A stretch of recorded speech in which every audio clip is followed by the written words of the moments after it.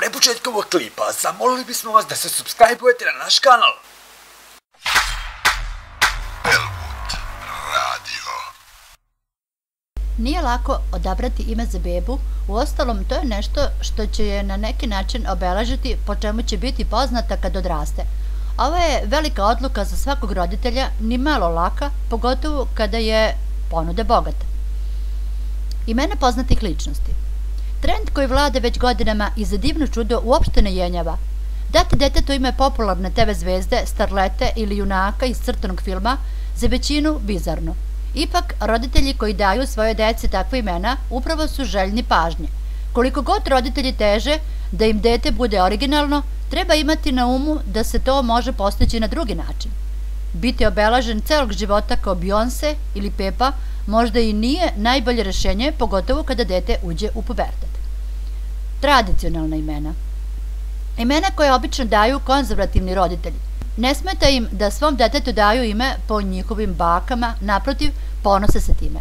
Osim toga, u moru svakidašnjih imena, lepo je prisetiti se onih starih, možda i zaboravljenih. Originalna imena. Kao i kod imena poznatih ličnosti, ne treba ići u potpunu krajnost. Originalnost kod deteta razvija se kroz vaspitanje i igru, ne kroz ovakvo lično obeležje. Koliko god vam zvučilo kao dobra ideja dati detetu ime Sunce ili Mesec, možda bi bilo bolje da se pre donošenja konačne odluke posavetujete još sa nekim. Unisex imena. Nije retkost dati detetu ime koje jednako pristaje i muškoj i ženskoj deci. Ovi roditelji su uglavnom veoma uspešni u svom poslu. Ipak treba biti oprezan jer danas ljudi uglavnom komuniciraju putem interneta, pogotovo kada je posao u pitanju, pa bi moglo da dođe do nesporazuma. Kratka imena. Ovde spadaju uglavnom skraćenice pravih imena, ali često su izuzetno lepa. Ponekad su samo 4 slova dovoljna da opišu nekog.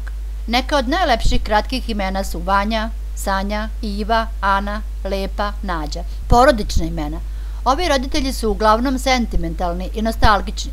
Ukoliko se odlučite da svom detetu date ime nekog koga ste poznavali, obavezno mu jednoga dana ispričajte priču o nastanku njegovog imena. Patriotska imena. Nijedan roditelj neće dati svom detetu ovakvo ime bez naročitog razloga. Postoje mnogi razlozi zašto bi neko svoju bebu nazvao Drina, Atina, Srbija, Sloboda, a koji god da je u pitanju, mnoga interesantna imena se mogu izabrati u širokom asortimanu.